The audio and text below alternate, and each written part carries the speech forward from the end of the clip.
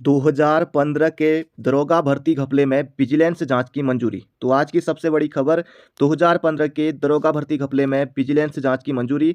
मुख्यमंत्री धामी की अध्यक्षता वाली सतर्कता समिति ने दिए आदेश। 339 दरोगा भर्ती हुए थे परीक्षा से 2015 की दोस्तों ये बात है। वर्ष 2015 में हुई दरोगा की सीधी भर्ती में धांधली की विजिलेंस जांच की मंजूरी मिल गई है। इस संबंध में बुधवार को मुख्यमंत्री की अध्यक्षता में सतर्कता समिति की बैठक हुई। उत्तराखंड राज्य बनने के बाद तीसरी बार वर्ष 2015 में दरोगा की सीधी भर्ती हुई थी। इसके बाद दोस्तों जो चौथी भर्ती है वो आपके सामने है। 221 पदों पर वर्तमान में वो चल रही है।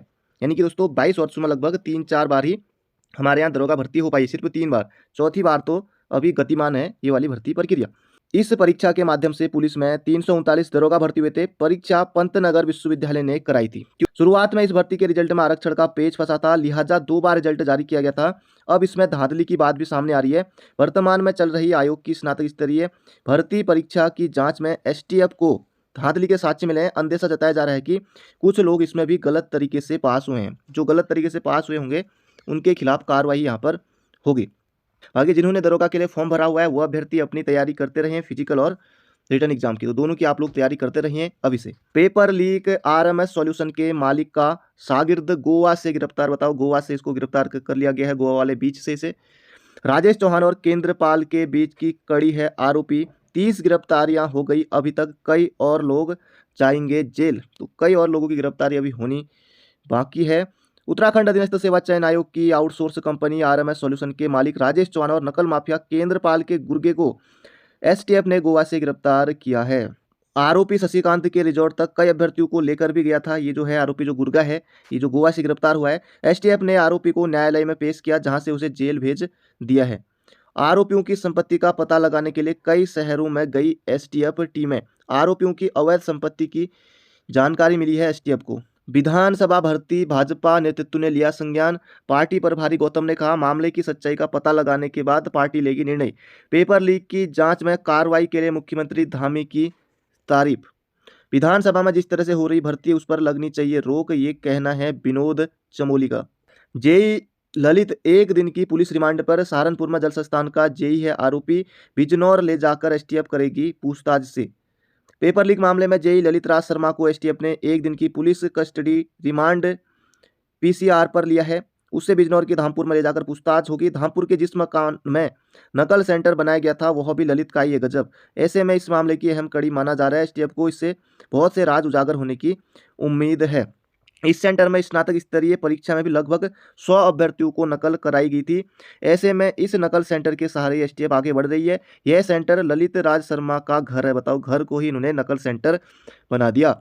उसने भी यूपी के दर्जनों अभ्यर्थियों को यहाँ नकल कराई। यही नहीं, अपनी गाड़ियों से उन्हें परीक्षा केंद्रों तक भी लेकर गया। गजब। सब सुविधा है, मतलब सब सुविधा। नकल भी करोगे, बाकी परीक्षा केंद्रों तक भी आपको अपनी गाड़ी से पहुंचाया जाएगा। बताया जा रहा है कि उसकी पत्नी यहाँ एक निगम में इंजीनियर है, तो पत्नी को भी लगा दिया। वह भी 2015 में भर्ती हुई थी। गजब। सबका फायदा, अपना भी और अपनी पत्नी का भी। पेपर लीक, 3 साल से बिना अनुबंध आयोग की परीक्षाएं करा रही थी दागी कंपनी। हाईकोर्ट पहुंच गया इसमें मामला। आरएमएस कंपनी जल्द होगी ब्लैकलिस्ट, आयोग लेगा सलाह। पूर्व अफसरों ने कोरोना बताई वजह। आरएमएस कंपनी का अनुबंध 2019 में खत्म हो चुका है। इसके बाद आयोग स्तर से इसका अनुबंध नवीनीकरण नहीं किया गया। मैंने पूर्व अधिकारियों से बात की तो उन्होंने बताया कि कोविड की वजह से नवीनीकरण की प्रक्रिया नहीं हो पाई थी। ऐसे में तकनीकी दिक्कत तो है, लेकिन हम कार्रवाई करेंगे, एस एस राउत का एक कहना है। कारनामा देखकर नए अधिकारी हैरान। आयोग के अध्यक्ष एस राजू के इस्तीफे और संतोष बडोनी के तबादले के बाद अब यहाँ नए अधिकारी जिम्मेदारी संभाल रहे हैं। सचिव पद पर रावत और परीक्षा नियंत्रक शालिनी नेगी यह कारनामा देखकर हैरान है। उनके लिए तकनीकी दिक्कत यह भी आ रही है कि जिस कंपनी से अनुबंध ही नहीं था उसे कैसे कार्रवाई की जद में लाया जाए। अब देखिए तो क्या क्या दोस्तों यहाँ पर देखने को हमें मिल रहा है। सीबीआई जांच के लिए कोर्ट पहुंचे कापड़ी। तो भुवन कापड़ी दोस्तों सीबीआई जांच के लिए कोर्ट पहुंच गए हैं। भर्तियों में धांधली की सीबीआई जांच की मांग। पेपर लीक अभ्यर्थियों से पूछताछ करेगी एसटीएफ। चंपावत यूके SSSC के पेपर लीक मामले में पार्टी के जगधरा प्राइमरी स्कूल के बलवंत सिंह रौतेला की गिरफ्तारी के बाद नए राज खुलने का आसार है। एसटीएफ अब उन अभ्यर्थियों से पूछताछ करेगी जिन्हें शिक्षक ने पेपर लीक कराया था। शिक्षक पर 40 से अधिक अभ्यर्थियों से लाखों रुपए ऐंठने का आरोप है। सूत्र बताते हैं कि जिन अभ्यर्थियों को पेपर लीक कराया गया उनमें 2 श्रेणियां बनाई जाएंगी। पहली श्रेणी जो पेपर लीक से पास हुए, दूसरी जो पेपर मिलने के बाद भी पास नहीं हो सके। इन अभ्यर्थियों से एसटीएफ यह जानकारी जुटाएगी कि क्या इन 40 के अलावा और भी अभ्यर्थी थे जिन्हें पेपर लीक कराया गया। राज्य में नकल विरोधी कानून पर मंथन, आयोग के प्रस्ताव पर शासन कर रहा अध्ययन, पेपर लीक प्रकरण गोवा से धरा गया Firoz Haider. UK triple SC paper leak मामले में उत्तराखंड की राजनीति में भूचाल ला दिया है। सख्त कार्रवाई के बाद अब सरकार राज्य में नकल रोधी कानून बनाने की राह पर है। बताया जा रहा है कि यूके ट्रिपल एससी की तरफ से भेजे गए इस कानून के प्रस्ताव पर शासन ने अध्ययन शुरू कर दिया है। इसमें पेपर लीक करने वालों को 10 साल की कैद, 10 करोड़ रुपए तक जुर्माने का प्रस्ताव है। साथ ही कुछ अन्य विशेष कानूनों की तरह नकल माफियाओं की संपत्ति जब्त करने का प्रस्ताव। यही नहीं, नकलची अभ्यर्थियों पर भी परीक्षा देने में 3 से 5 साल का प्रतिबंध लगाने की सजा की सिफारिश है। बिल्कुल है, अभ्यर्थियों के साथ भी होना चाहिए, वरना अभ्यर्थियों के कुछ नहीं 3-4 साल, इनको 5 साल के लिए कम से कम इनको बैन जरूर करना चाहिए, क्योंकि अभ्यर्थी ही कारण है। अभ्यर्थी अगर पैसा नहीं देंगे तो ये सब कहाँ से होगा। अब बात कर लेते हैं जॉब अपडेट को लेकर। एनएचएम में 1 माह में होगी 1071 पदों पर भर्ती। सूबे में 2 अक्टूबर तक हर गांव में होगा स्वास्थ्य परीक्षण। राज्य के 13 जिलों में राष्ट्रीय स्वास्थ्य मिशन के अंतर्गत विभिन्न श्रेणी के 1071 पदों को 1 माह में भरा जाएगा। तो बड़ी खबर है, बहुत जल्दी ये पद भरे जाएंगे। वन क्षेत्राधिकारी मुख्य परीक्षा 2021, ये दोस्तों जो वन क्षेत्राधिकारी की मुख्य परीक्षा थी उसको दोस्तों स्थगित कर दिया गया है। ऐसा द्वारा सूचित किया जाता है कि माननीय उच्च न्यायालय नैनीताल उत्तराखंड में आयोजित रीट याचिका संख्या 24 अगस्त 2022 के आलोक में दिनांक 11 से 15 सितंबर तक निर्धारित वन क्षेत्राधिकारी मुख्य परीक्षा को अग्रिम आदेश स्थगित किया जाता है। दोस्तों इसके एडमिट कार्ड भी आगे थे, देखिए, फिर भी आगे कर दिया गया।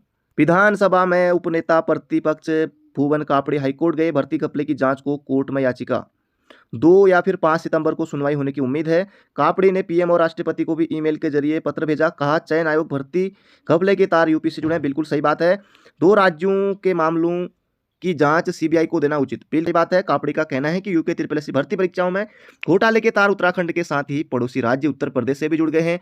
ऐसे में केवल एसटीएफ को जांच सौंपना सही नहीं है। उन्होंने कहा कि 2 राज्यों के बीच का मामला है, सीबीआई से जांच कराई जानी चाहिए।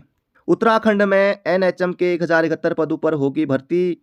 दोस्तों ये बहुत जल्दी भर्ती यहाँ पर होने वाली है। राष्ट्रीय स्वास्थ्य मिशन की समीक्षा बैठक में उन्होंने एनएचएम के तहत कई श्रेणियों के 1071 पदों को न भरे जाने पर हैरानी जताई। उन्होंने राष्ट्रीय स्वास्थ्य मिशन के अफसरों को कहा कि इन पदों पर जल्द भरा जाए। इस दौरान अफसरों ने बताया कि राज्य में ANM, staff nurse, lab technician, medical officer, विशेषज्ञ चिकित्सक, सीएचओ, आयुष चिकित्सक, काउंसलर में अन्य सेवाओं के 960 एवं प्रोग्रामर मैनेजमेंट के तहत एसपीएमयू और बाकी बहुत सारे पद 111 पद खाली हैं। सरोज नैथनी ने बताया कि रिक्त पदों को एनएचएम की आउटसोर्स एजेंसी के लिए जिलेवार भरा जाएगा। इसके लिए वेबसाइट दोस्तों ये है www.tnmhr.com पर आवेदन करना होगा। इसके बाद जनपद स्तरीय कमेटी की ओर से अभ्यर्थियों का चयन किया जाएगा। तो आउटसोर्स के माध्यम से ये भर्ती भी यहाँ पर आपको देखने को मिलेगी। भर्ती परीक्षा का पेपर खरीदने वालों पर कार्रवाई कब होगी? पेपर खरीदने वाले अभ्यर्थी भी आरोपी बनाए जाएंगे, लेकिन इनकी धोखाधड़ी में गिरफ्तारी का प्रावधान नहीं है। इनका नाम मुकदमे में शामिल करके चार्जशीट दाखिल की जाएगी। इस मामले में कोई भी आरोपी बच नहीं सकेगा जिन्होंने पैसे देकर परीक्षा पास की है। जो पास नहीं भी हुए हैं तब भी जिन्होंने भी पैसे दिए हैं, सबके खिलाफ ये होना चाहिए। अब कुंजवाल सामने आ गए हैं। कुंजवाल का कहना है कि वो माफी मांगने को तैयार हैं। विधानसभा में बैकडोर भर्ती पर माफी मांगने को तैयार गोविंद सिंह कुंजवाल। रिश्तेदारों को नौकरी की एक और सूची वायरल। अब ये सब 158 पदों पर क्या अपने परिवार वालों को नौकरी लगा देंगे और माफी मांगेंगे तो क्या इससे दोस्तों काम चल जाएगा? अपनी राय इस पर कमेंट बॉक्स में दीजिएगा। विशेषज्ञ बोले भर्ती की मनमानी व्याख्या कर रहे हैं कुंजवाल। बिल्कुल सही बात है। अब देखें दोस्तों आगे क्या होता है इस पर। बाकी मिलते हैं बहुत जल्दी एक नई वीडियो में। Thank you friend, thank you so much.